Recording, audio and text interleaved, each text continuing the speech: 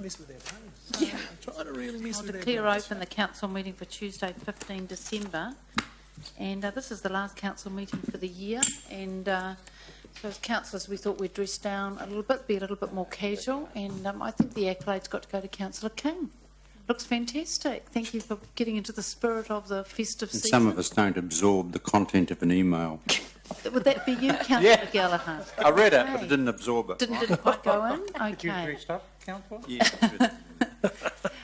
So that's why, if you're wondering why we're looking a little bit casual, it's because we're just getting behind the festive season and celebrating that it is our final council meeting for the year. Councillor King is representing Toy Town today, is he? Better than the Grinch. Oh, right. When he asks you to sit on his knee, you've got to worry. Now, councillors, I know it's been just a little bit confusing with paperwork. So just to clarify so that we're clear what we've got the council agenda document and with the VOTR matter in public. We've got the late agenda item, which was the submissions on the shop trading bill, because, of course, that's going to that date's going to close while we're away on leave. And then we have the late item and the public excluded. So as long as you've got those documents in order, and if you think you may be missing one, Jude or Mary will be able to help you. Right, so we've got apologies from Councillor Young, McPherson and Wilson, so I'll move those. Seconded by Councillor Tooman. All those in favour? Against? Carried. Confirmation of the agenda, so with the additions of the late item both in public and the public excluded, I'll move the agenda. Yes, Councillor King. Can I question why one of the papers is in confidential? Okay, so when we move into confidential, we could pick that up. And so just prior to us moving into confidential, which item is it? The Ferry Bank. Right. So when we get to public excluded, before we move into public excluded, if you remind me and raise it, then we'll hear your point then. Okay. Thank you. Yep. Okay. All right. So I'll move the agenda, seconded by the Deputy Mayor. All those in favour? Against? Carried. Okay, declarations of interest? None. Thank you. Public forum. So we've got one speaker in the public forum, Sandy Turner, Business Association. Welcome along, Sandy. If you'd like to come forward. You know the drill. 3 minutes. Good afternoon, everybody. I'd just like to speak on I think it's item 6, the Victoria on the River proposal. As an association, we feel really inspired and excited about the commitment you guys have shown towards the Central City Transformation Plan. Many of you will be aware that there has been the Victoria on the River project has been discussed within that plan. I've met with the property owners who surround that space, and particularly Don Fraser, who owns the Mexico building, which runs right... Point of order. Is it appropriate to be talking about a paper that's in confidential? No, Victoria on the River is in public. Oh, apologies. Sorry for interrupting. Yeah, Yes. I'm just confused. Is that... Okay, Yes. all right. Okay. Yep, carry on. Okay, so sorry. So yes, and particularly Don Fraser, who owns the Mexico building that runs from Victoria Street right down to the back of the land.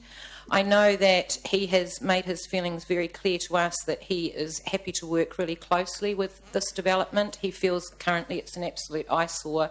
It's a difficult situation that the land can't be developed as it was once intended to be developed, but that the best thing to do with the land is obviously it needs to be fixed so that it's safe, but also that it gets developed into a green space so that at least it's useful.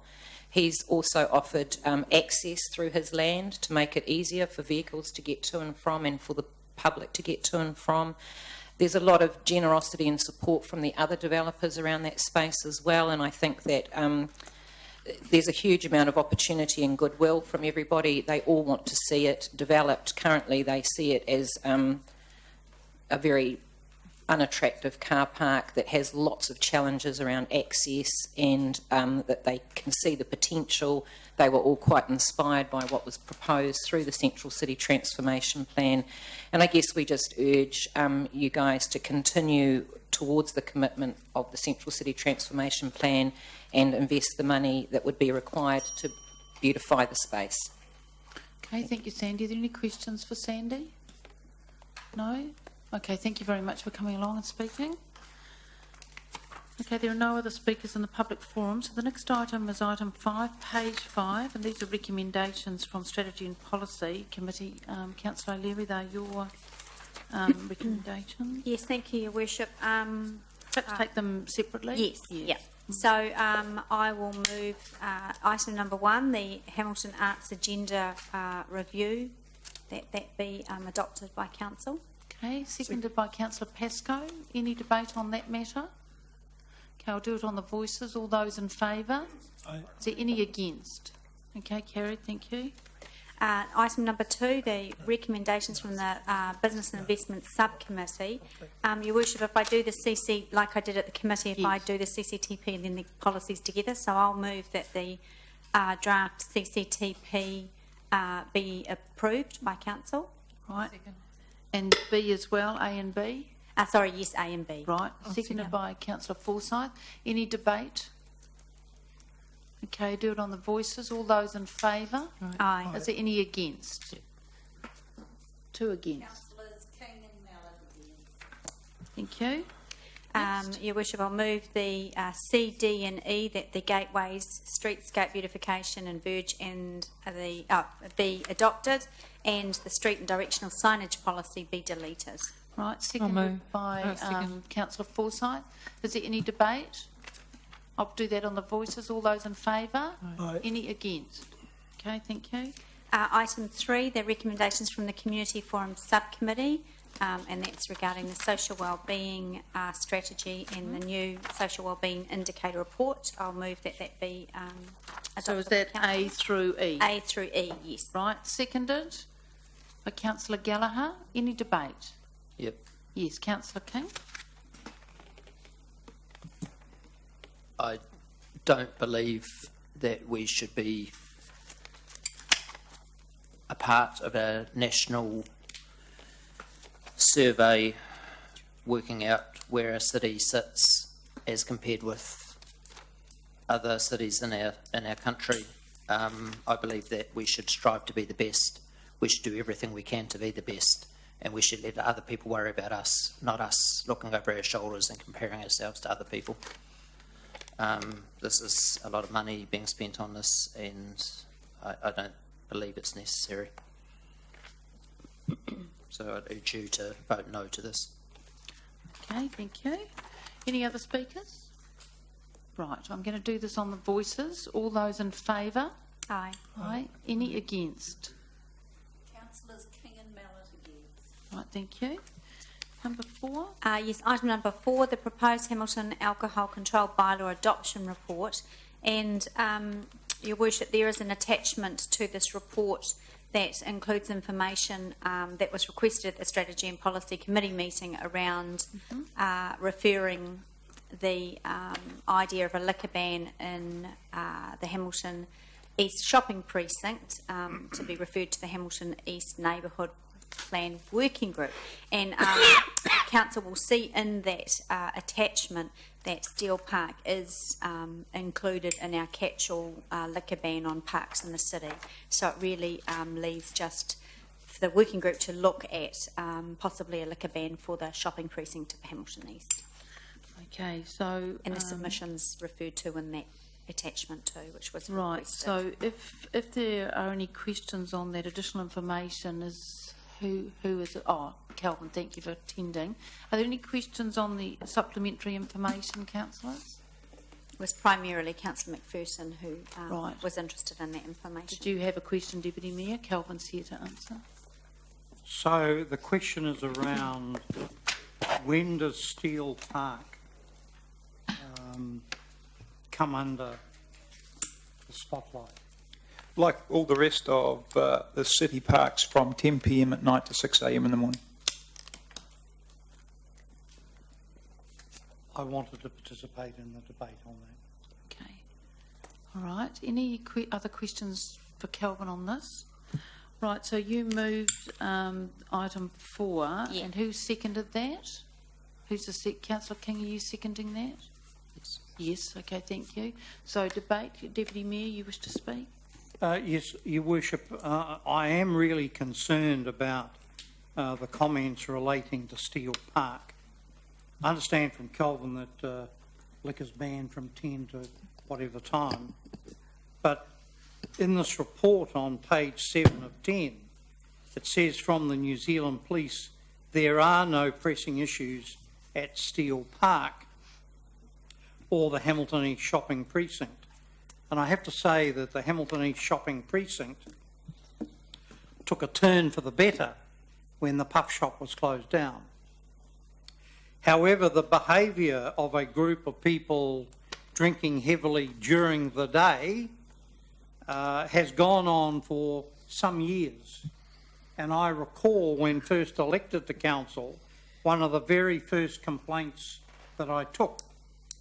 And yes, while they are doing nothing illegal, drinking, they get progressively more drunk over the day. And I've had reports of abuse to passers-by, to school children playing on the field, and it is a threatening environment. So I'm amazed that the police can say there are no pressing issues. The people at the Wise Trust just over the road are constantly complaining, and while I appreciate that there is no criminal activity going on and therefore the police can't get involved if there's no criminal activity, it is a very unpleasant experience on the park with groups of 6 to 12 people who get cheap liquor across the road and then proceed to consume it in one of our really great parks. And I'm not sure that that's what the residents of Hamilton East want to see. So I will accept that it will perhaps come up under the plan discussion, but that's way too far away. And I've even had one of the rugby clubs contact me about the behaviour of this group there during the sort of late afternoon. So I suppose, Deputy Mayor, if you were saying that 4A isn't soon enough for you, are you proposing an amendment? Well, I just wanted I'm just trying to get clear about what's your purpose here. Well, if you asked me to put in an amendment, it would be that we'd place a liquor ban on Steel Park. That would be Well, the amendment. we can't just do that. There already is one. Can you just speak? You can't just say we'll do that. There's processes. What's your response to that? Well, firstly, Your Worship, my view is that there is not the evidence there to support the requirements under the Local Government Act, under 149A, to be able to do that. Just to confirm, the liquor ban is from 10 p.m. at night to 6 a.m. in the morning, as is all public places in Hamilton City. There is no daytime liquor ban in place in Steel Park. So the process to put a ban on Steel Park is an amendment to the bylaw? Correct. If Is it an was to be amendment to what, daytime, sorry? it would be an amendment to the bylaw if you wanted to the extend bylaw. it to the daytime, and we'd go through the whole consultation process. You'd have to have evidential basis. That is correct. Yeah, so there's a process. So I guess, Deputy Mayor, what I'm asking is, if you don't have an amendment, or if you do have an amendment, you'd need to put it, or if you don't, I accept your points, but I guess I'm just trying to understand what you're wanting to achieve. So then my question to Kelvin would be, how would I get some action on this? And I accept that I'm one vote around the table. 2. 3. 2, 3. So how would I progress this, as the Mayor has said, an amendment to the bylaw? I view it as a serious problem over many years. I can only comment on... I thought A covered it. does A not cover it? That this particular topic is going to be looked at closely during the development of the Hamilton East Neighbourhood Plan. Does that not cover that for you? I guess I'm just trying to avoid duplication. Well, I have noted that, Your Worship. Yes. Look, I'm prepared to allow that to move forward. I am concerned about the ongoing time. So that will be at So the least 12 months away. No, the neighbourhood plan is due to be signed off by June Yep. next year. Would the neighbourhood plan then say, we think, if that is the consensus, we think that there should be a ban for alcohol in Steel Park? That would still take some time to How long? go out for public consultation. It has to be the public consultation and then the inevitable period that goes beyond that. However, the issues that still don't resolve themselves is I checked with the police immediately before the alcohol subcommittee bylaw hearings, and they confirmed at that stage that Steel Park was not an issue for them. They had evidence of significant numbers of proactive patrolling in there and very, very low levels of reporting of any type of disorder, alcohol, or other types of offending. I checked also with the City Safe and we had no reports. I checked with Parks and Open Spaces and there's not a recorded park where they have issues. Ahead of today, I've been back to the police and got an update from them as recent as the end of last week. They reconfirmed their earlier evidence that it is still not an issue for them. I reconfirm that City Safe is still not getting reports, despite there being suggestions of being 3 schools in the area and a whole range of other things which a single applicant has made references to. That has never been substantiated by anyone else. So if there is evidence of things occurring out there, that's clearly not being reported, whatever that behaviour is. I mean, that's the converse, isn't it? Because people often don't report them. Well, So, Your Worship, Yeah. are we rejecting the views of the WISE group who reflect on their 200 or 300 staff? So in other words, it's not one complaint from one person, it's one complaint from one person representing a large number of staff. I suppose the issue here, though, is, Deputy Mayor, that part of developing up the Hamilton East Neighbourhood Plan will be to make those in-depth inquiries about exactly what is happening there. Because to develop up that plan, issue identification will occur. What are the issues or concerns and hopes and aspirations for that area? And safety, based on what we understand, should be on that list for exploration. So maybe that's the way that all that information will be gathered. And I'm pretty confident it will be, because surveys form the basis of developing the neighbourhood plans to start with. First step, gather the information, and that will include surveys. So councillors, if you wish to move an amendment, let's hear it, or anyone got an amendment, let's put it on the table, because we need some clarity.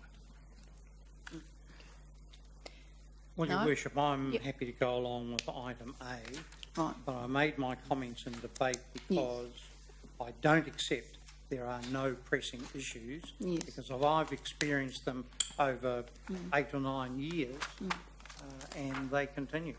So that should be noted as part of a specific area to focus on for the working group to ascertain what exactly is going on. Councillor, did you have something? Yeah, I just wonder if I could add, because, and I take the Deputy Mayor's point around the WISE group representing more than one person, and look, I'm on his side with, drinking in parks during the day, but I believe this is the quickest way to resolve the issue and get some action when the draft, because there will be a draft plan that will come through the committee and council rounds before the final plan in May or June, and that could actually have an action straight away around amending that bylaw. We will still have to go out and consult on that bylaw, and it would be my feeling actually that we would get other people around the city wanting the same thing. I think time might have moved on for parks and for drinking in parks during the day. I know when we first implemented this, gosh, many years ago, there was a lot of hesitancy around it, but I think things have moved on. So, look, I'm very confident, and I hope the Deputy Mayor is, that this is actually the fastest way to resolve this issue through this working group. Okay, so is anyone else? So, Deputy Mayor, I'll just go back to you to complete any comments you want to make in the debate. Is there anything else you wanted to add to your points for debate?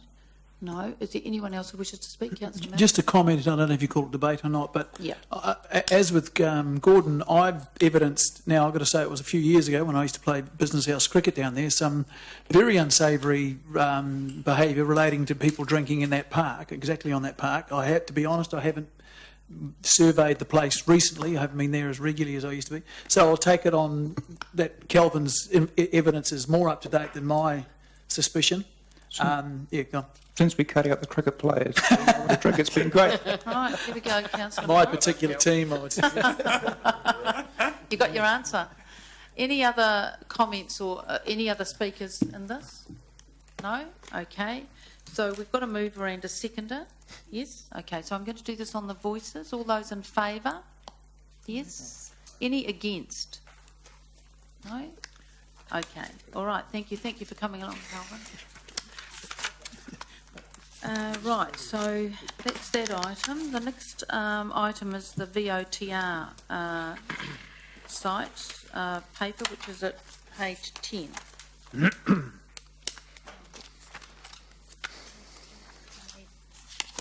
Welcome, Sean. Thank you.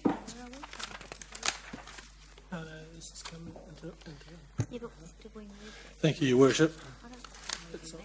If you'd like me to just do some introductory remarks. Yeah, I think that's probably helpful. Yeah. Okay. Thank you. Just before we start, could I just ask, we've got quite a few repeats of paperwork. We've been given another lot today. Nothing got changed from paper to paper. There's no extra... There's no additional information, No additional Councillor King. information. All that was changed was after the agenda went out initially, I moved the item from public excluded to public. Yep. Because there's no information in there that should be withheld. So, So it just went from pink to white. pink to white. the only Councillor change. Miller, absolutely. Thank you. Okay, yes, sorry. there's I've just been- marked up my old I papers. know, and I know. I put the ones on our desk aside because I'd already written in the other one, so I know it's a bit confusing, but everyone's got the report? Got it, okay. Yeah, thank you, Your Worship. Look, the VOTR property on Victoria Street's been the subject of repeated papers and presentations to council committees, subcommittees and also full council over the years. As a reminder, we had instruction to look at alternative options for the use of the land that we describe as the Victoria on the Riverside, or VOTR. And as a part of that investigation, we did some testing of the ground. We already had a certain amount of knowledge that the stability of the land there was in question. ACOM were contracted by us to do some investigations, the result of which, or some initial investigations, the result of which we brought back to this council, which has told us that the land is unstable and there are issues or good reason for us to be concerned about the stability of the land and safety issues along with that.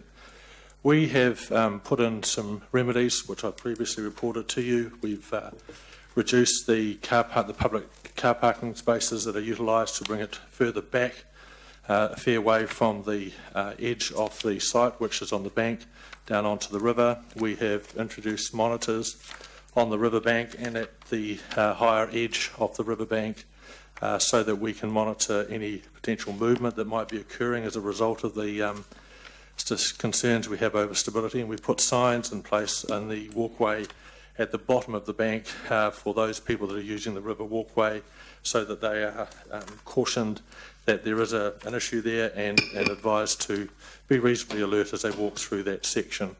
Notwithstanding that, however, we can't, in our view, continue to just say she'll be right. We've got had a lot more work done on the site in terms of testing. There's nothing to suggest that the original investigation wasn't as relevant to us because it is. So we do want to impress upon you the concern that we do have with the land going forward.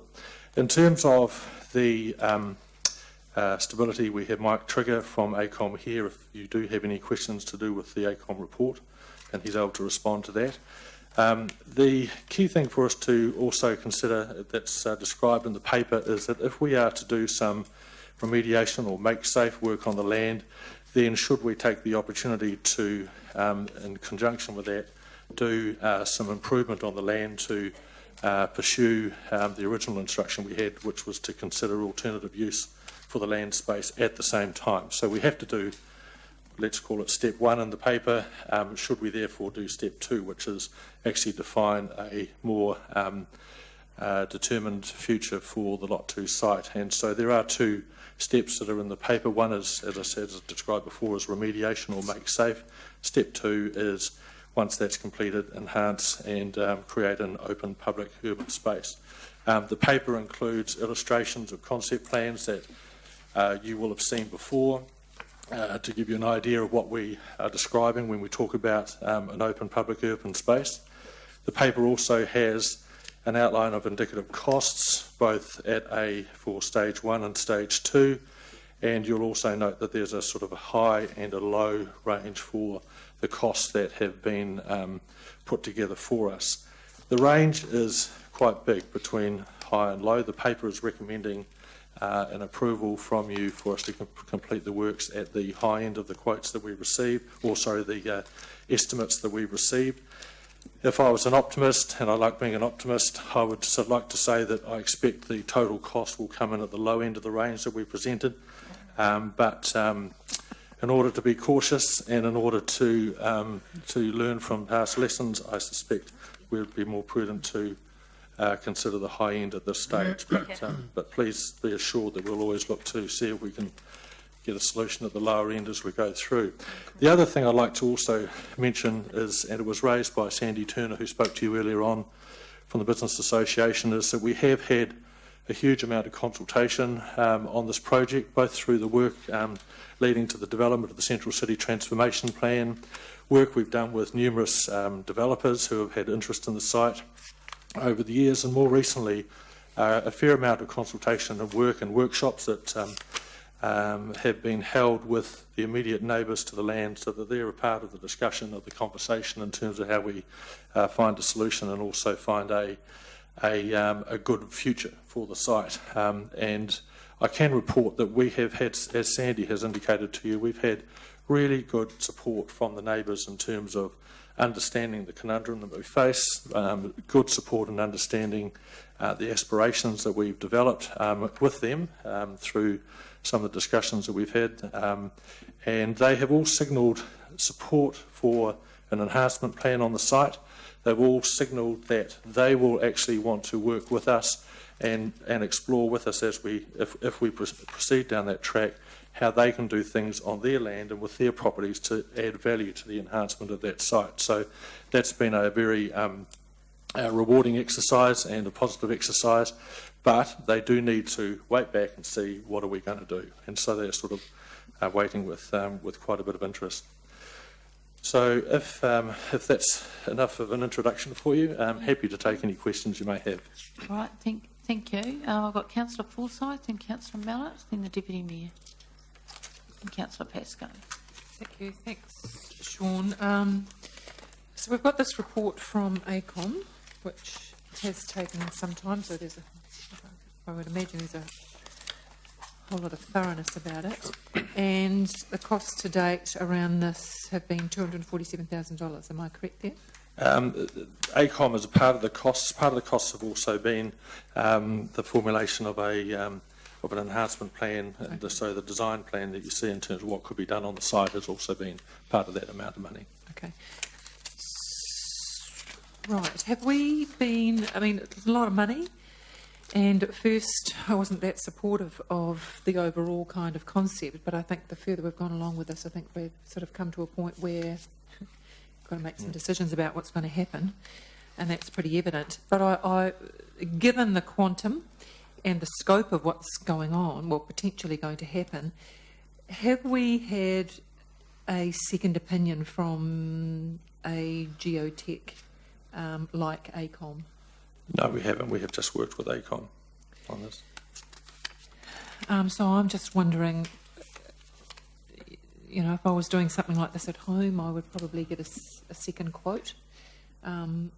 So is there, what sort of opportunity do we have at this stage to go out and get another opinion? Look, we could go out and get another opinion. My view is that if we went out for a second opinion on the geotechnical state of the land, that we will get the same result. We have worked with ACOM, as you're probably aware, on a number of projects. They have also worked on, done previous assignments on the land for property developers over the years who have also been looking at doing work there, so they have had a high degree of familiarity. Also, I draw on earlier conversations we've had with council when we've been dealing with developers who have looked at doing work on the site, who have undertaken their own investigations and at their own cost. They have always consistently been very open with us, including Perry's, I think, who owned the land before us, that there were significant issues that had to be addressed in terms of developing the site with regard to bank stability. However, a full-blown development on the site, say like a big office block and so forth, would, part and parcel of that development would be doing all this work to get all the loose full that's out. So we've had a lot of knowledge on this for quite a long time. So yes, we could get a second opinion. That's absolutely realistic that it can be done. My advice would be I'm not sure we'll learn anything new. Mm. Okay, I'll have a little think about that. Because when it comes down to it, the actual delivery or the project would be tendered? Yes, it would be. Yeah. So the quotations that we've received have been prepared by Dukes Boyd, and there has also been discussions with ACOM in terms of those quotations as well. And so we think that whilst it has a pretty big range of between high and low, we think it's a realistic estimate of costs. But as you say, we are subject to your approval. If we go ahead with this, we have to go through the normal procurement and tender processes that we would go through with contractors, and then we would get a good feel for what the final cost would be. The only thing I would say on top of that, to add to that though, is that the contingency that's in place, which is, I keep saying is high, is there for good reason, because there may be new discovery as work is done on this type of an exercise, mostly with the remediation activity. Yeah, and I understand that as well. You won't know until you get down there and see what's going on. I suppose the tendering process will give us the opportunity to look for the most competitive and most absolutely efficient option. Okay, so I think I'm pretty happy with that. The other question I have is, it gets down to the detail. So the pictures we've got here, is this, if we were to say yes, then we'd go with the, sorry, I've forgotten their name, Edwards and White option, or does this mean we'd again go out and seek other, give opportunities for other designers? The Edwards White option came out of the original investigations for alternative uses for the site. While we're going through the process, or the second phase that's brought us through to today, we actually engaged another firm at a different level who didn't do the plans to the level you see here now, and they did that as a part of our facilitated meeting with all the neighbours, where we had a day effectively locked away in a room next to the site, brainstorming ideas and concepts. Now that architect came up with what I'd call a drawing on the day. They had people there with sketch pads and everything. It was all very creative. And at the end of the day, apart from some creative treatments and everything else, they actually came up with the same basic shaping. And in actual fact, as we've explained previously, the area of land that needs to be moved out does lend itself to sort of what you see in the Edwards White in terms of an end shape and an end look and feel. Now, as we get deeper into doing the tender work and the final really detailed planning, because this is concept planning at this stage, there will be some adjustments and so forth, but the direction was consistent, as I say, with that second bit of work that we did with the neighbours that came out with a similar type of layout and so forth. Slightly different creative look and feel, but that's always going to happen. Okay, so the remediation would be tendered, but also everything would be tendered. The design and the actual architect, the hard delivery would be tendered as well. All So it'd the be hard two-part. delivery, what we want to do is try and take advantage with the tendering so that the work that's being done for remediation we can leverage against the work Okay. that's done for the enhancement, so that we can try and sort of meld the two together where we can Scale. for some efficiency and Yeah. scale of operation. Yeah. Yeah. But the actual design would be tendered to. Look, we have yet to give some thought to that, but that is an option that we could look at. The question is, we just need to assess the cost of going out to other parties at this stage. So you haven't factored that into your costs? Yes, that is factored. Going out to other parties isn't factored in, but I think it'll be covered quite easily within the budgets we've allowed.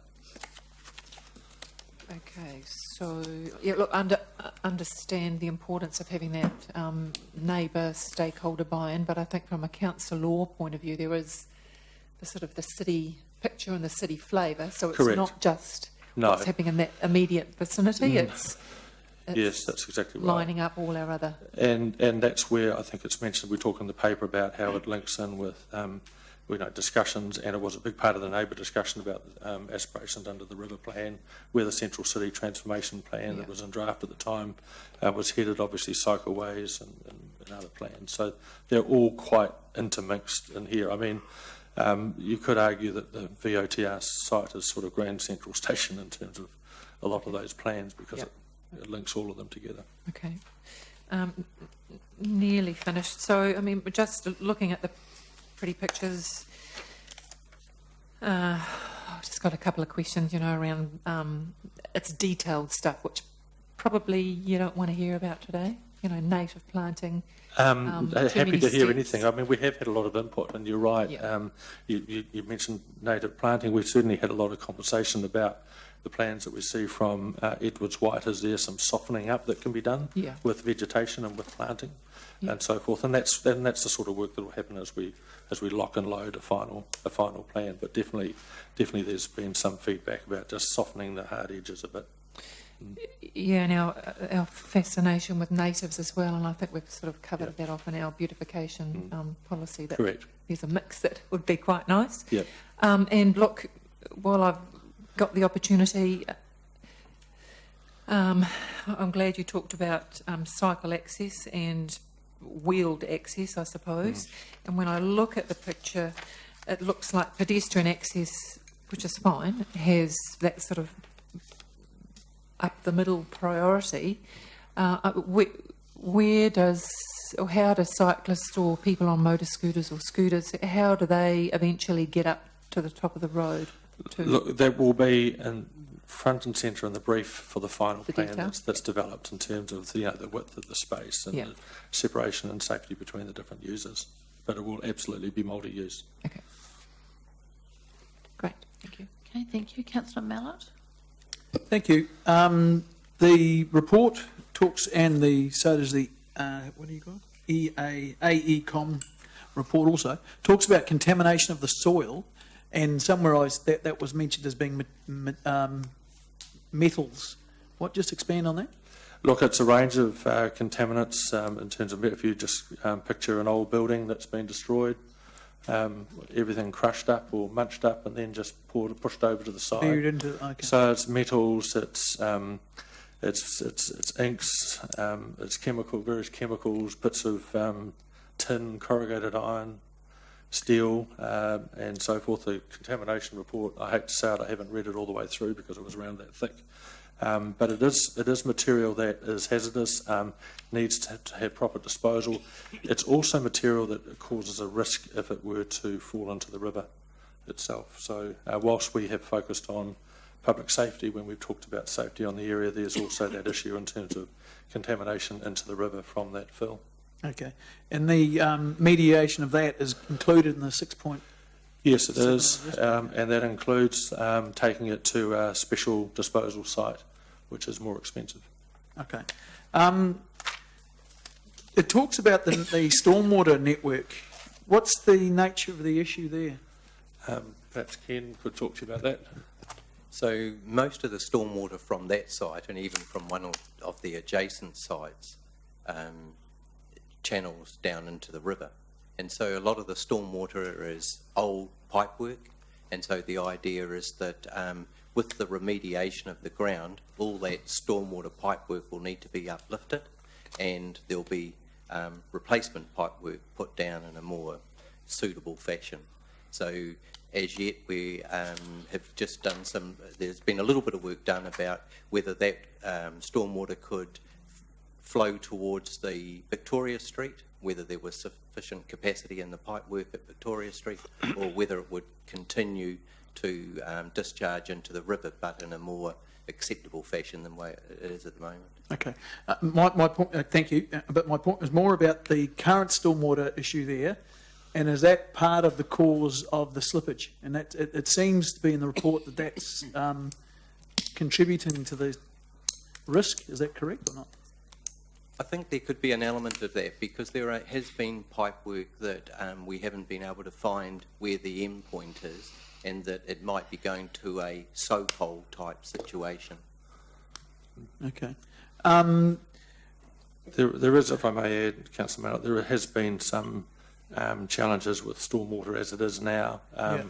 Because that's what I got sort of more holding of on one of the sites, you report. know, and you know, flooding in one of the buildings as a result of the current drainage that's occurring there. So the current stormwater system is not satisfactory? Irrespective, it needs an overhaul, without a doubt. Okay.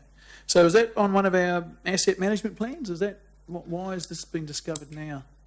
Well, We've got really good asset management plans, haven't we? yeah, this is a freehold site. This is so.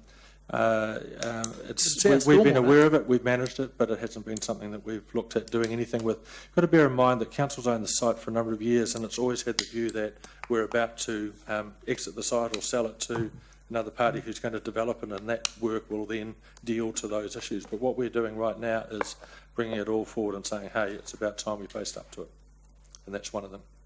Yeah, but that's we have always irrespective of what we're doing. With the stormwater was still going to be an issue, wasn't it? I mean, and I Yeah, guess but this. not- Hang on. I guess it's just a matter of that. You know, we've just found out there's a whole lot of pipes at Waterworld that are old, and everyone said, "Oh, we can't be aware of all the pipes." But that's part of what your asset management plan is supposed to do.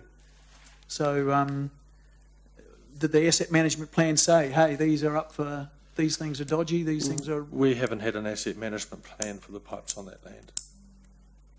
Okay, so a lot of councillors wouldn't know that. I'd be quite surprised if that's the case. And that is, so is there lots of, I guess, Chris? Is there lots of pipes in the city that don't have asset management plans? So the difference is, I think that the key issue here is the stormwater is not part of the public stormwater system. It's a stormwater system for a private property. So our asset management plans would look after the public stormwater system. Oh, okay. So what Sean is saying is we've got great asset management plans for our stormwater city network, probably less developed on some of our properties. Okay, thank you. Now, the report and the AECOM report also talks about local land unstable and presents a public safety risk, talks about an immediate risk to public safety, talks about existing walking below the site is a risk of underslip and erosion. How spooky is that? It's quite spooky, but we have had comfort that the remediation or the plans that we put in place that I described earlier on were sufficient for the condition. Which were, but without being cynical, it was a sign saying be careful, I suppose, be careful. Correct. You take your life into your own hands going through here. Well, it wasn't using those words, but it wasn't using those words, but it was definitely cautioning people to take care when they walk through there and be mindful of potential slips. We have monitors in place, so we monitor the monitors in terms of any movement that is occurring, and I'm told that the latest check there has been some slight movement, but nothing that's outside of of a concern threshold. But it is something that we're very conscious of.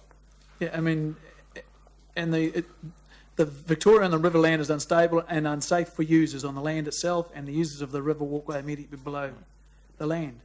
And that's a huge big red flag being waved. Yes, it is. And you think under our legal responsibilities, and also just the fact that we're human beings, and the people who are walking underneath us are human beings, and we do care a bit about them? Look, we feel that the safety measures we put in place are adequate for while we do this investigation work and work out what we do next. But there's no doubt that we're going to have to review that situation once we know what we are going to do next on the site. I guess, just going back to the wording of the report, they talk about immediate risks. Now, what does that mean? It's a risk now, doesn't it? I think we could talk to the ACOM people and they Yep. could give the technical view, but I think the two things that would cause a massive slip there to happen would be an earthquake and a deluge downpour of significant proportions, although that happening. So there's big risk for that, and that's part of the concerns that they were expressing in that report about the risk to the users of the pathway. So you think the mitigations you have in place at the moment are satisfactory? Like, I mean, the obvious, one thing you say, well, why don't you just shut down the walkway? Now, I appreciate the work's not going to get done until 2017 or something, so that's a huge decision. Yeah. But what you're raising is a very valid point. I just remember that movie Jaws, remember? And the Right. guy wouldn't close the beach because it was all the big business time. It's something that we are continually And he should have closed reviewing. the beach. It's something we are continually reviewing. Can you remember that? Okay, any other questions? Okay, so, well, hang on. I'm concerned, being a member of the governance group, and there's reports calling immediate risk and things like that, which I'm not an engineer, but they seem to me someone's telling us something. And I would like some more comfort that a sign saying it's a bit dodgy going through here, guys, be careful, is enough. So I guess your question is there consideration being given to closing the walkway along that area now that you have received a final report from ACOM identifying with a lot more clarity what is happening on that site? I think the answer is yes, but we have not made that determination yet. Right, but you will consider that? We will. Because Councillor Mallett raised a good point. Correct. The Bryce Street slip, I mean, Correct. we close walkways and we do close walkways. Unfortunately, the public are, dissatisfied about that. So does that answer your question, or do you want to explore that further? Well, there is nothing. I mean, I guess I'm asking is why have you not put up immediately gone down there and fenced the thing off and say you can't use this, it's too dangerous. You're closer to the engineers than I am, and you probably know more about the site than I am. So, but what you're bringing to us, the way I read it, as a layman's point of view, is it's quite spooky, as I said. Correct. So I'm just wanting to get some degree level of comfort that, One of the big focuses we paid attention to was taking the car park back from the rim. Yep. So that went back a number of metres, and if you've been down there to have a look, you'll see the barricades and so forth up. Yep. That removed a lot of pressure in terms of weight, but also vibration and movement of vehicles and so forth, which we felt comfortable with. But I absolutely take your point. We probably do have to make a further determination on that fairly soon. I mean, the earthquake risk is probably small, but it might not be. But rain. We've on this council we've had at least 3 or 4, and just on this term since I've been here for 2 years, we've had 3 or 4 huge deluges where the water system's blown out. We've had stormwater the stormwater that works couldn't contain it. If the stormwater down there is way behind par, and I guess you're not going to be walking on the river, are you, that day? You hope. Okay, Yeah. right. So that's, Deputy Mayor, you're next. Yes, I only have 2 questions.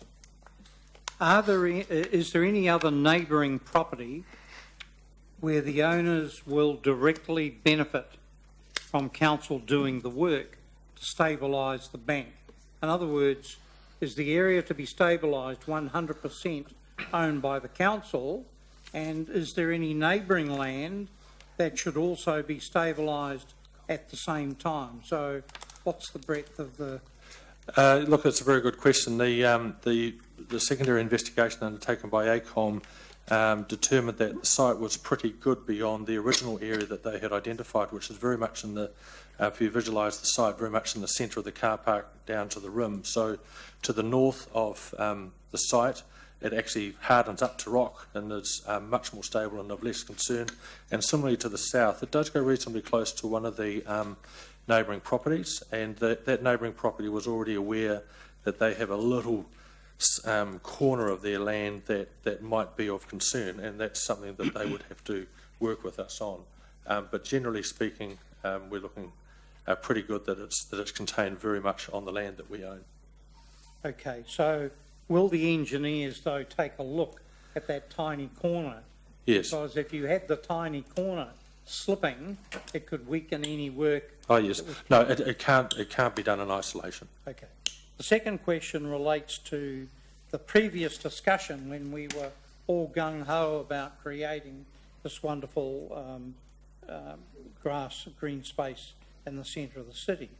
And we were advised that we were going to have to compensate, if I use that word, for some commercial car parks owned by one of the other property owners or several property owners. I think there was 24 or 28 car parks. So does this new outcome, having to stabilise the bank and enhance it, does that still provide us with having to compensate for lost car parks? No, there's no compensation for lost car parks required. The space that will be remaining across the total site, we can accommodate the car park and also the vehicle access easements that relate to a couple of the buildings, so that won't be a factor. What the enhancement plan, however, will do will allow us to perhaps make the car parking provision much better in terms of where it is, how it's provided, and frankly the look of it as well, because at the moment you'll agree it's pretty, it's not a good look the way it's currently presented on the site, but the enhancement plan will allow us to take the cars and probably better locate them where they are. And the neighbouring property owners are quite excited about this.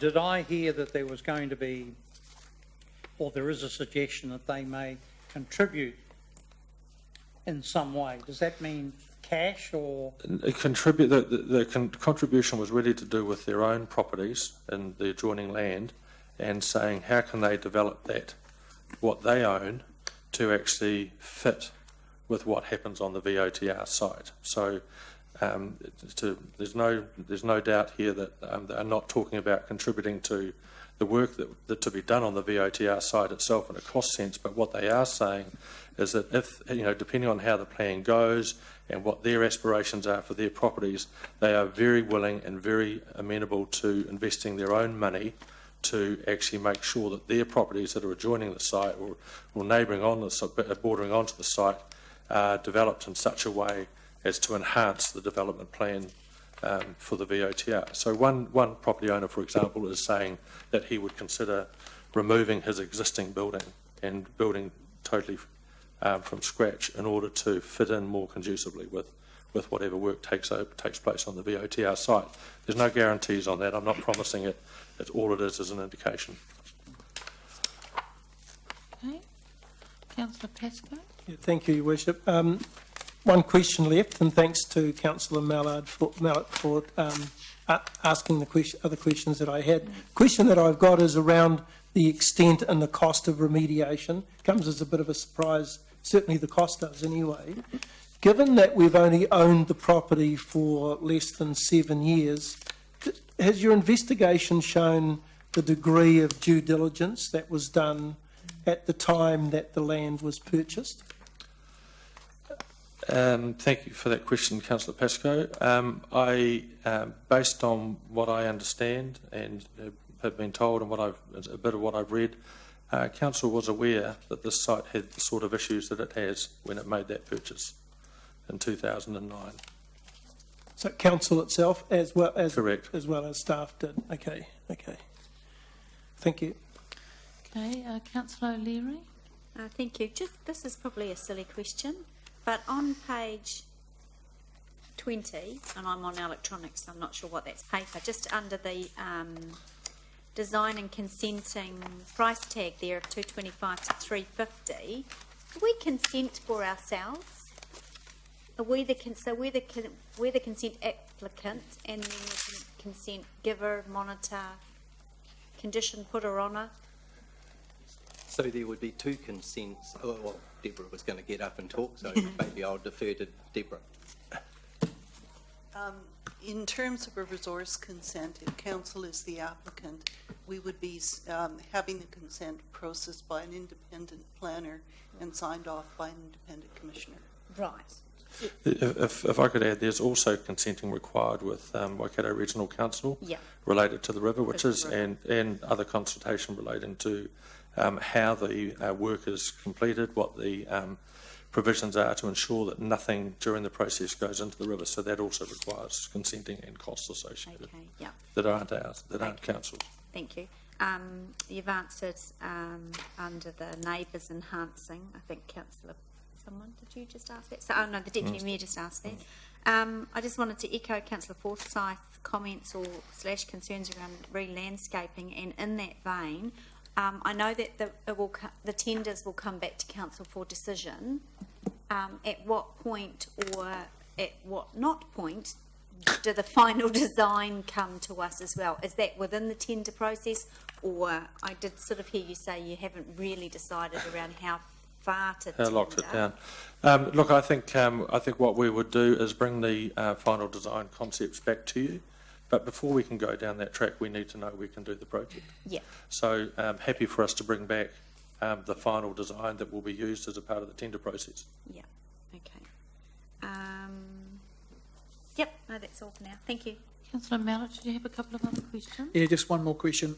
One of the property owners adjoining the site has a lien or encumbrance over the property with regard to having some car parks. I read in the report we go, and the numbers were roughly from 84, oh, here it is. We go from 83 car parks down to 65. Does that 65 car parks that'll be left still, will his quota come out of that, will it? Yes, it will. Yeah. And he's and aware we of that and all that we sort of can very comfortably accommodate his car parking requirements, and he's very, very well aware, and he's been very involved with everything through this. So yes, we can accommodate those car parks. Okay. So once you've given him his car parks, how many left? I don't know if it's we don't. We actually don't envisage that with the enhancement plan that we will be providing for any additional car parks beyond what is required for that arrangement with that building owner. So it won't be a car park ongoing outside of what we're required to provide as a part of the current encumbrance. So all the enhancement and all the mitigation, all that sort of carry on, will leave us with his car parks, which are private car parks, and then none in there. Well, look, the plan might allow for some casual car parking. Yeah. Might allow for half a dozen 30-minute car park sites or whatever. But at this stage, we're not envisaging it to operate as a car park in the way it currently does. As it does now. Okay. Thank you, Councillor Tooman. Yeah, just a short question, Sean. I noticed that the Waikato Times had this site from 1950 through to 2010, a period of 60 years. I seem to remember or recall the time it was demolished, that site. It appears to me as though instead of actually carting all this stuff away to a tip or something like that, all they've done is got a bulldozer, pushed it over the bank and thrown a bit of topsoil over the top of it, and that's been it. Do we have any comeback upon the contractors or anybody who actually carried out this work? I don't believe there's any suggestion that the Waikato Times building... No, contractor who did the job. Or the contractor. Oh, okay. The feeling was that what's been pushed down into the scalloped area, into the void area, has been from earlier buildings prior to the Waikato Times. I just noticed on page 36 of the report that all the stuff you found down there is basically solvents, acids, alkalines, hydrocarbons, asbestos, which would associate, as far as I'm concerned, with the printing industry in those days. Yeah, look, you're correct, but we do not believe that we have any comeback that can go back that far. I think it's, some people may know better than me, but I've certainly come across other sites around the country where exactly this has happened, and it was common practice for it to happen. So, sign of those times. Okay. Councillor Forsyth, did you have another question? Yeah, look, I was just going to ask the same question that Councillor Tooman has just put to you. And if I could sort of think how to phrase it as a question, is it, I understand that times have changed and practices have evolved since those times, but it does sort of, I wonder if there's a little bit of balance around the culpability of previous landowners and the situation that we find ourselves in now. And, yeah, just an interesting observation, I suppose. Yeah. So Deborah, can you offer any comment to Councillor Forsyth and Councillor Tooman about hazardous substances being put into soil? I mean, when did the law change about, when you can and can't do that? Because I think, as Sean said, in the old days, they just sort of pulled buildings down and chucked it all in, didn't they? I think there's been changes to the legislation that deal with this stuff over the past 10 or 15 years. It's relatively common when uses change across owners and that sort of thing. So we have quite a few sites within the city, and generally they can be mitigated. So it's nothing uncommon, but we do control some of that under our district plan, so there will be a consent required to clean up the site. But today, if you pull a building down, you can't just leave all that stuff there now, can there you? are very different. And that changed about 10 to 15 years ago. Yes, yeah, that's right. Okay. All right. When was the building pulled down? 2010 or something, wasn't it?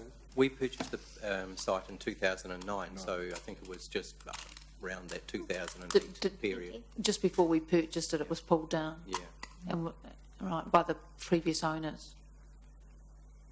I guess so. I mean, it was after that date that we turned it into the car park anyway as well. So Waikato, we purchased off Waikato Times, didn't we? Yeah. Right. Okay. Yes, at Perry's, yeah.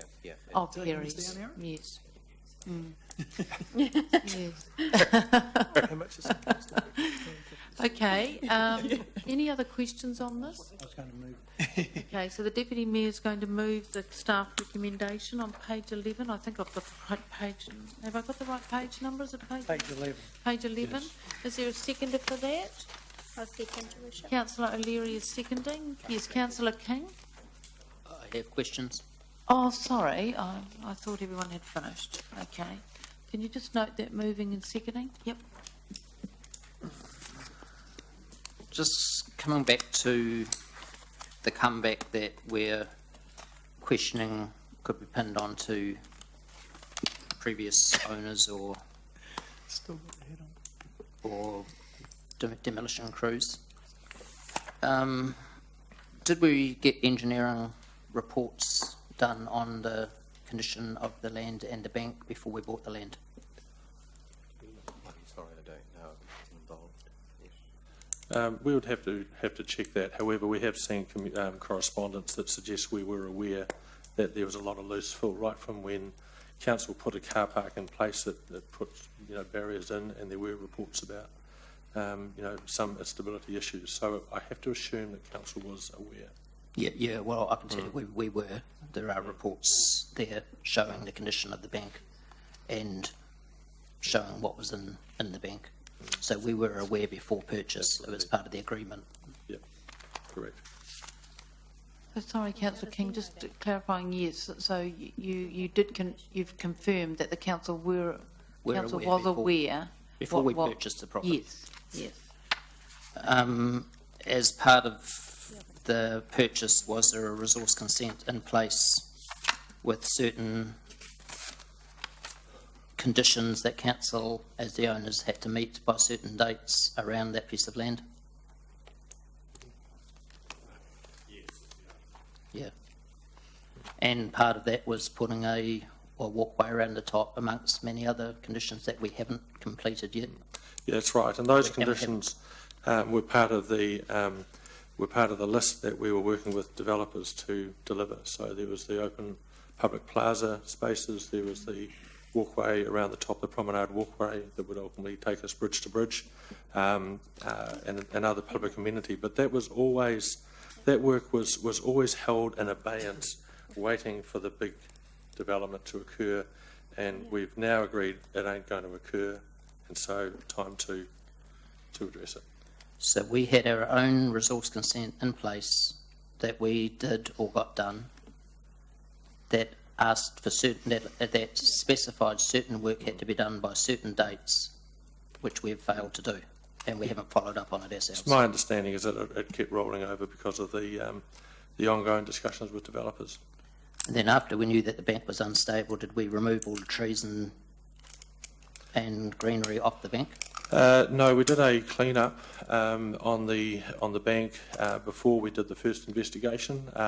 However, the clean-up did not impact on the stability of the bank at all. We didn't actually clean up the sloping part of the bank where you see the foliage now. It was really just a lot of stuff that had grown up over the fence that we cleaned out so that we could get some better visibility and remind people of what they can see over the side. But we didn't remove big trees or whatever. It was just all shrubs, mostly off the boundary fence, but not on the bank itself. I'm talking about when council bought the land. Oh, sorry. And the bank was covered in trees, and those trees have mysteriously disappeared. I can't answer that. Yes, the trees were taken down. Hold on, let's just get... I'm just asking. Lance, do you know about So we that? knew we had an unstable bank and we removed the trees. No, I'm just getting General Manager to answer. Look, I have no knowledge, sorry. And Do you know anything about that, Mark? Do you have information, Councillor King, that perhaps the staff don't have? We I'm don't. sure the staff have got the information if they Well, I don't if they have look it for it. as an elected member, so you have something I don't have. Sorry, Councillor Mallett, could you just... We can hear you. Sorry, Councillor King, do you have information from the staff about the matters you're talking about? I'm asking when we had a report done to show that the bank was unstable, to show there's fill in there at the time of purchasing it, and then we cleared the bank. Does anyone know the answer to that? Your Worship, perhaps I can shed some light.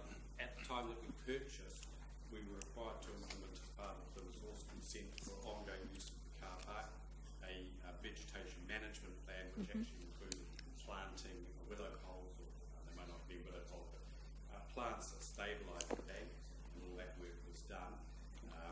And after a period of, I think, 2 or 3 years, we were required to clear back scruffy vegetation in order for those plants to grow. I think a number of them may have died subsequently, but there was an ongoing maintenance requirement as part of that planting plan. But I have to point out all of this was predicated on a very short period of ownership. At the point at which Council purchased in 2009, the purchase itself was predicated on a development taking place which would actually excavate all of the unstable material and all of the contaminated material in order to allow a building of the same size and scale as the Sky City Casino to be built on that. So just to be very clear, we knew what we were buying when we bought this property. We did. Thank you. How much did we pay for the property? there was a $3 million purchase price. I understand it was 2 million when we had to do certain work before a certain date. It was to mitigate the other million. It was the purchase price was $3 million. There was a cash purchase of $2 million, and then if work hadn't been completed within a certain time frame, there was a further $1 million payment required, which has happened. So it's a $3 million purchase. And it could have been a $2 million purchase. If a development had occurred, yes. So that's correct. That required a plaza area of approximately 1,600 square metres to be provided on the site, for there to be reference to Brian Perry, for there to be view lines down to the river from Victoria Street. So there were some conditions attached to that, to the non-payment of that $1 million here. So we've paid $3 million for a piece of land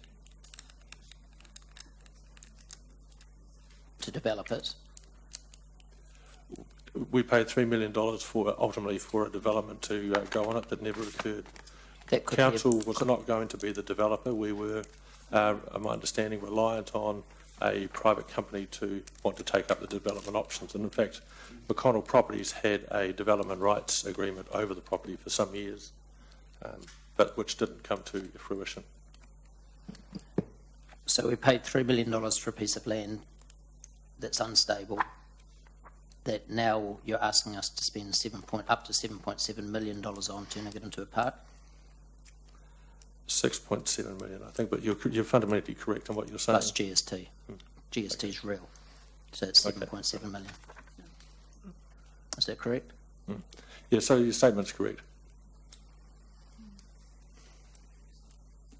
And my last question is, as the general manager, to use your staff's words, if that bank falls down and somebody dies, you could be charged with manslaughter or worse. Are you comfortable to leave that open when our report's clearly saying?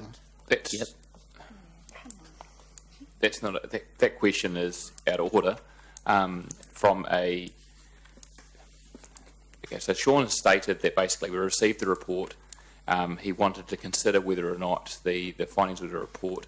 The General Manager of Community also wants to engage with the engineer to understand what the extent of the slippage is, where the flow, the spoil and so forth will go before a decision is made in terms of closing that walkway down. It's very clear that it's something that's happening right here and right now. We're going to ensure that we do investigate with the engineers what the risks are. If the risk is that the walkway will be closed down, we will close the walkway down.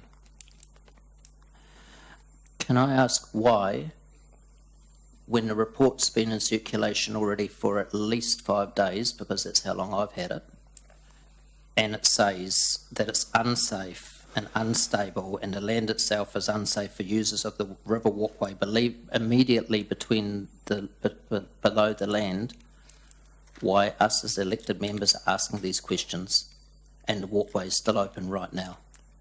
And I think the General Manager did comment that he is considering that. He also commented to the extent that there's certain events that would raise that risk. And one thing we haven't heard from is the engineers to actually understand how that risk would catalyse.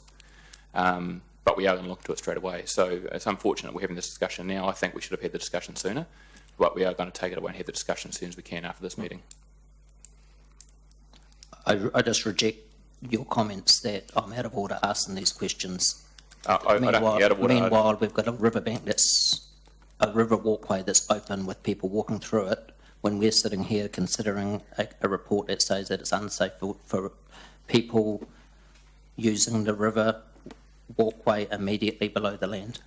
I don't think your questions regarding the nature of the risk for the walkway are out of order, and maybe the wrong words was out of order, but I think it was inappropriate to ask the General Manager that he'll be subject to manslaughter charges.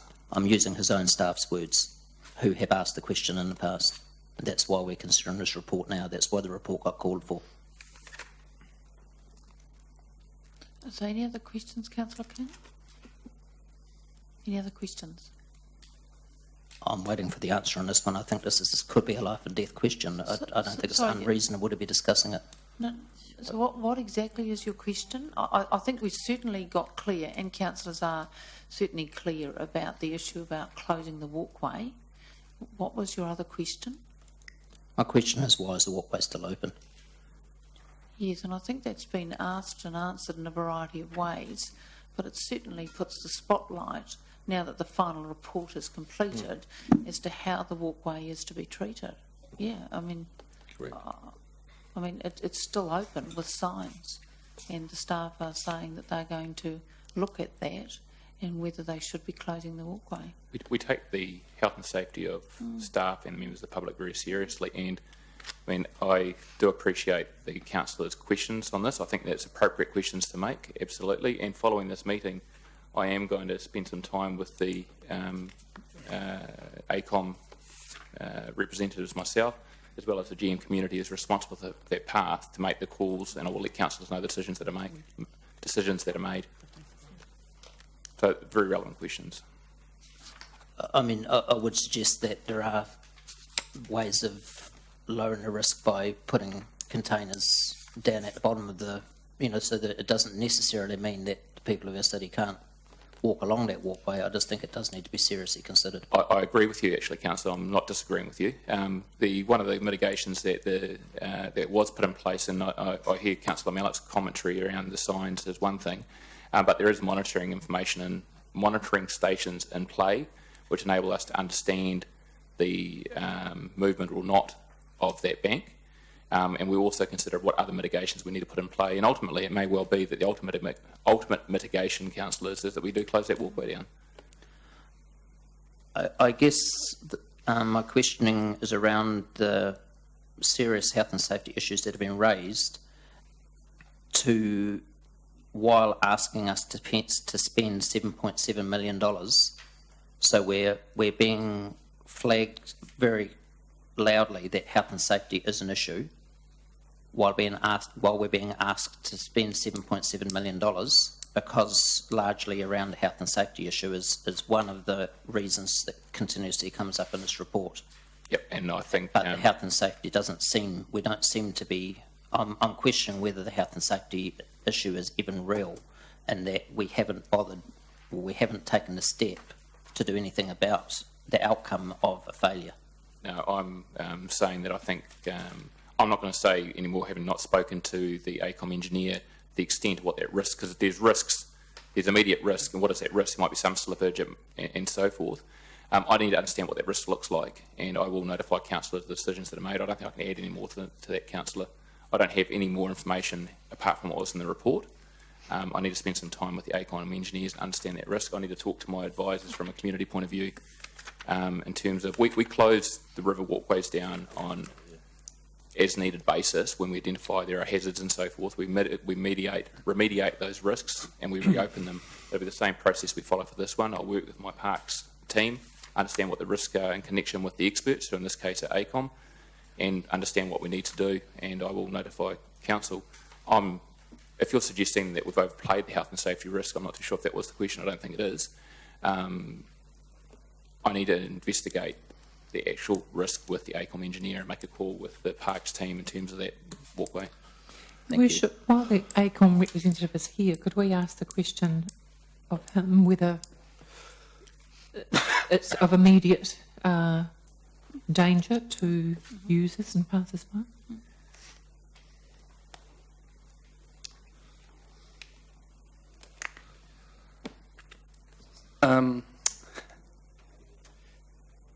The immediate danger, it's multifaceted. It relies on things like earthquakes, saturation of slope. While the car park is in good condition, cracks have been sealed, we've not got a lot of water infiltration directly into it. So those are positives. Earthquakes are seldom felt in Hamilton, but they are a genuine design consideration. And if there was a significant one, that would create a risk. Landslides are typically can vary in speed between fast, instant type things or slow moving. What we don't know is what type of slide we would get down there, and it could be. I would tend to think it would be more of a slow moving thing, unless associated with a large earthquake event, because the bulk of the slope mass is dry. And the ongoing monitoring we've been doing of the cracks in the surface indicate that there is no movement occurring at the moment. Okay. So if you boil that all down in a sentence, can you don't know, or it depends, or yeah, yes or no? There's a variety of factors, and it's also what level of risk is acceptable. There are standards used around the world to quantify risk to human life, which you start looking at the amount of time people spend in front of the hazard and exposure to the hazard and what the outcome would be. And if it's below a certain level, it's generally accepted as acceptable. That work has not been done. Okay, thanks. Thank you. Okay, Councillor Mallett. Sorry, I don't know your name. Mike Trigger. Oh, you are? Okay. Mike, you're not there. The thing that's causing some concern, and maybe it's a engineering jargon, but this report of yours talks about immediate risks, and it talks about slippage. happening there all the time. It's not. Yeah, so there's shallow erosion slippage happening all the time. Yep. The immediate risk comes from a large, deep-seated one. Now, we've done stability analysis using the best parameters we can derive from a multitude of tests undertaken on the site. Those indicate that we've got factors of safety that are, it's marginal. It's sitting about 1. Yeah, I was going to ask you about those things. 1.2 to. Yep. Is a big number better or a small Yes, number? a big number is better. And what's the big number? 10. No. A factor of safety of 1 would imply it's failing. For a new building development, you would look for a factor of safety of 1.5 under static conditions. So it says on here, and your fourth. So for people who are looking at the agenda, it's 29 of the first one we got. So it was when it was in the pink. Sorry, that's the. So it's the fourth paragraph, and you talk about the results of stability. The results of the stability assessment indicate that the extent of excavation back from the slope. So when you say excavation there, I assume you mean natural sliding, is it? Do you know what I'm reading? So it's on the first report we've got. It's a bit confusing because we've got this agenda twice, and it's changed. What page number of the report is it as opposed to the agenda? It's because that has. This is the page ACOM numbers. report we're talking about. Yeah, the ACOM report. So it's the executive summary of the ACOM report. Yeah, it's the executive summary of the ACOM report, and it's the fourth paragraph down. And it talks about a static factor of safety of 1.2 would vary from 0 to 8.5 metres, creating an overall slope angle, blah, blah, blah. Okay, there's a plan attached which shows where those lines are. So those are in our agenda, those maps, aren't Yep. they? Yep. So which one are we looking at? I think it's number 53 on the agenda, on the report. So what No, we don't have a attachment 4. The green. So we're talking about that one there. Yes. Right. Oh, yeah. Okay, so there's a orange line which is factor of safety 1.2, which starts off at about 8.5 metres back from the top of the bank at the southern boundary, and as it progresses north, then it curls around, it becomes and meets with the top of the slope just south of the plaza. There's the factor of safety 1.5 line, which is the purple line, which goes through, and then there's the extent of fill line, which is the blue line. So when we're talking about the extent of excavation, we're saying if you excavate out to that 1.2 line. Oh, sorry, you're saying if, so you're talking about the plan going forward? Yeah. Remediation? Remediation. Okay. Yeah. All right. If you were to excavate out to that 1.2 Sorry, line. Mike, I misunderstood this. So what's our, just as it is, the status quo at the moment, which is what we're talking about, what's the risk factor there now? Well, at the moment, the factor of safety is between 1 and 1.2. So 1, as soon as it drops below 1, you have a failure. So it's moving on you already? Yes. Okay. Yep. And where are we at?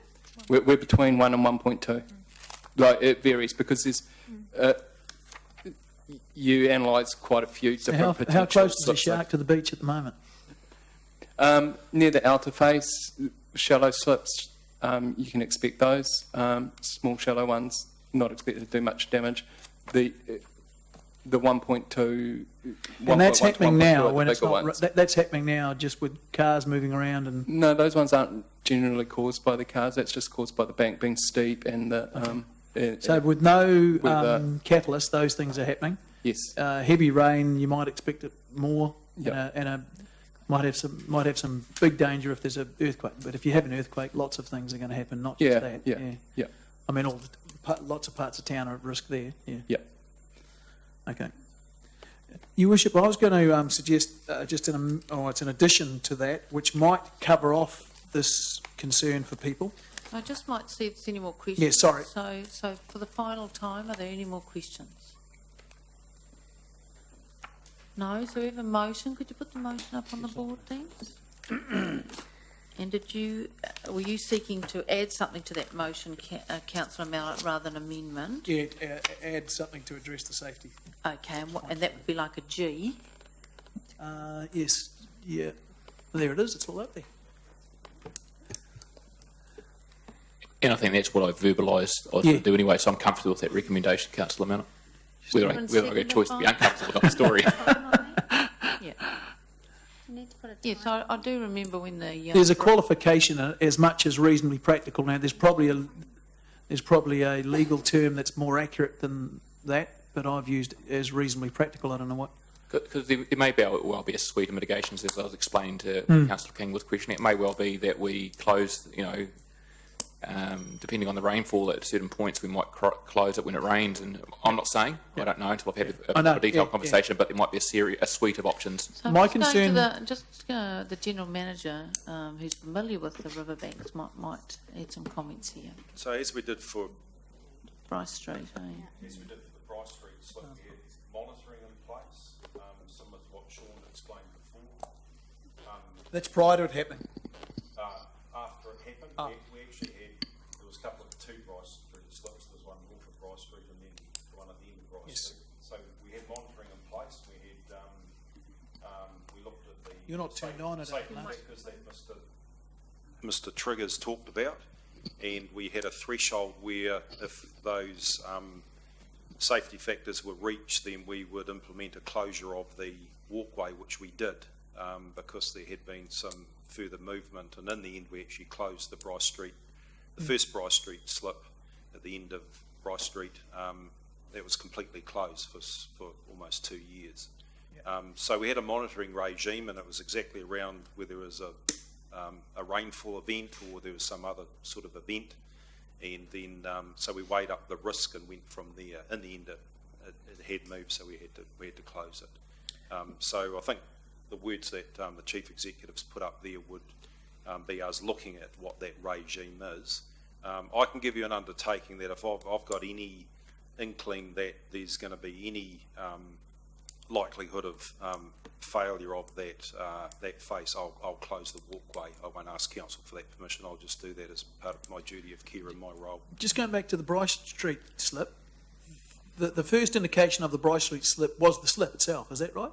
There was two slips. There was one. Okay, so there was so the first slip, the first indication that was going to be a slip there. Yeah, there was the slip. It was minor. There was cracks and that sort of thing, and then. But am I right in saying that no one had noticed it and said, let's start watching this? Okay. So we have slips of different magnitudes along the river walkway pretty much every winter, mainly around after dry summers and then large rainfall events or significant rainfall over a period of months or several weeks, and generally we get them around July, August, when the soil starts getting a bit more saturated or there's fissures in the soil and then water flows through it. Sometimes it's through other types of discharges, whether they're legal or illegal, from private property or council property. So there's a range of things that can happen, and this is quite a number of factors at play here. But I will reassure you that if we look at this and there is any chance of effects on the public around health and safety, I'll close the walkway immediately. So in this respect, in this situation here, we're a bit lucky because we're being advised in advance that there's a risk, whereas with Bryce Street, it wasn't until the slip arose that you knew there was a particular concern there. Yeah. We're being advised from some people who know what they're talking about that there is an immediate risk.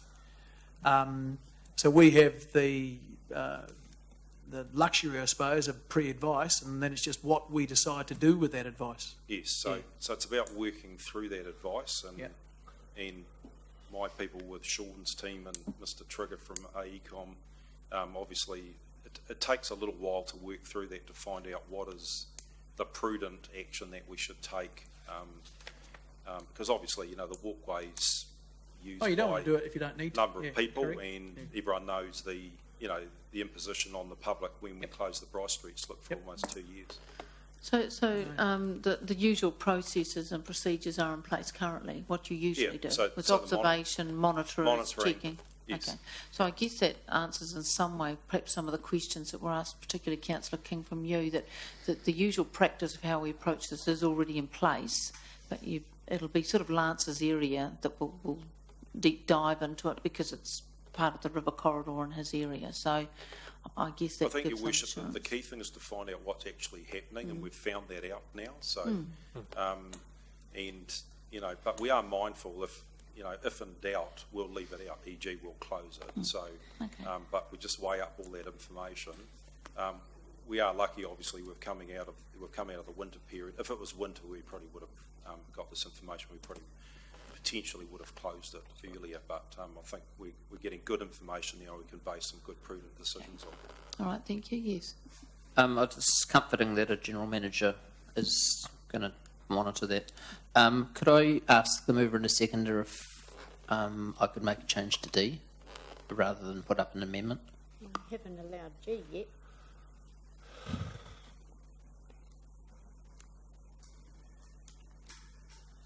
Oh, that's D, not G. So I guess the question I have is just so that councillors are clear. Oh. Now, if that was That scared you, Aaron, didn't it? running I saw across you the jump. what would happen? Would that would be the... Do you need a cup of tea, Aaron? I saw you jump there with front. That wouldn't bring the building down? Right. Can I ask councillors not to bring their pets to work? So just so that we're clear, the normal procurement process, because we have a stipulated procurement process which you've said you will employ, which is appropriate. Yep. And that's got a number of attributes, financial and non-financial. Where does, is local, sorry, yes. One of the attributes is local content. Yes, this is included as an attribute in that, but what's weighting is it given, or does that satisfy you, perhaps, Councillor King, or do you, I mean, I'm just trying to make sure councillors are clear, because there's a weighting given on attributes, and price, of course, probably has a higher weighting. Local is 5%. Right. I think what Councillor King has asked for in this case is a number of local contractors don't engage in these processes because the process is quite and it's a large process. They're small organisations, and individually they may not necessarily have. Yeah, sorry, Councillor Green, it does come over the system. You can hear. May not necessarily have all the individual skills as one contractor, but if there is a consortium, that we are open to considering those of local contractors, for example, to do the work. Which is what's normal practice anyway. Yeah. Okay. Good. My concern is that if some contractors don't qualify under for different reasons, price is not even considered. If the price came in at half, it still wouldn't be considered because they don't qualify in other areas. So I'm trying to ensure that Yeah. No. It's good. It's a good idea. Yeah. that price is considered in the first instance, and that will help those contractors to wrap up the other things so that we So, can. Your Worship, Mover and seconder, are you happy with that included? No, I'm not happy because I agree with the principle, and I have fought on this council for consideration for local contractors. However, as has been explained, there is a process to take into account local contractors. And secondly, I understood that there was a list of contractors that are approved within the group that are qualified to do work for the city. So it doesn't add anything to the motion, in my view, because we seek it already. Okay. Well, my variation isn't clear enough then. I'm trying to include those contractors who aren't on the list. This is a huge, this is $4.5 million clean-up, and I'm trying to ensure that. That's not But Your Worship, isn't that a I decision? just want clarity here. When you go out to tender, you don't have to be on the list, do you, to be successful? No, that's what I thought. That was to procure services for other matters that staff use. When you go to tender, it's open market, right? Yep. Yeah? Yep. There is a professional services panel for professional services. There is no contract tour list. We'll go to the market, and I think Councillor King just wants to make sure that the local contractors get a fair opportunity. And do they, when in this sort of tendering process, there's no list, that basically you put it up? Yeah, absolutely. I mean, I think the current tender process and policy that we're guided by is pretty robust and covers that. I know of a contractor recently this year in the city who put in the lowest price and was put off to the side because their one of their policies wasn't in order. And this is the type of thing I'm trying to avoid, that it becomes price driven, and then we'll work with that group to ensure that if possible we can bring them into line. Okay, so I'm just wrapping this up. So the mover's saying you're not happy to include that in your motion? Well, I think it already occurred. Okay, now that's fine. So Councillor King, I'm just coming back to you then. Do you Make want an to amendment. move it My as an concern is if my change, if the deputy mayor believes that is already how it is, and I know of contractors who are putting in the lower prices who are not getting the work Yeah, And I've got no knowledge of that. because of technicalities, yeah. i.e. their health and safety plan may not be up to our standard or whatever, Yeah. that they aren't being, Quiet, everyone. that they're not being considered, and I'm trying to ensure with the Yeah, no, I think... with I the think job it's- of this magnitude, Yeah, no, millions of I dollars, think it's that really clear what you want to do, but what I'm saying is the mover is saying no, he's not happy to include the motion. So I'm coming back to you to say, do you wish to put an amendment? yeah, I do wish to put an amendment, but I also wish the chief executive to word it in a way that will get the spirit of what I'm trying to do across the line. Okay, so I think people are sort of clear on it. So Councillor King will move an amendment with that in, getting the wording right. Will there be a seconder for that amendment? I can't, can I? Because I've got. Yeah, you can. But I'm No, you're Wake- not. I'm the second here. no, I got something. I got G. I Yeah, got well, that. we haven't been asked about that one yet. Well, I don't want to lose mine. Maybe we could address Gareth first. As long as you want the mover and the seconder, democracy manager, Councillor Mallett can second this, can't he? I don't think Councillor Mallett has moved an amendment. Yep. Well, who is the mover of this one? Gordon. Are you happy to? Have you seen what it says? about- No, I've said no. No, not this one. G. The other one. There's another G. green one. We go down somewhere. I You haven't understood seen this. You were okay about G. Yeah. Safety audit. I understood. Yeah, you. I'm election about Yeah, so that. So you happy to that go onto yours? So I that don't. was I don't need to included. put my name on that. So that's included. So now we've got Councillor King with an amendment, which is essentially the I'll second motion that. with an addition, and that's seconded by Councillor Mallett. So we're just going to get that sorted out. And you want to just tidy the wording up, do you? Okay, so what we're going to do is break for a cup of tea now and come back in 15 minutes. So that takes us to 25 past, and you can sort out the wording, okay? No.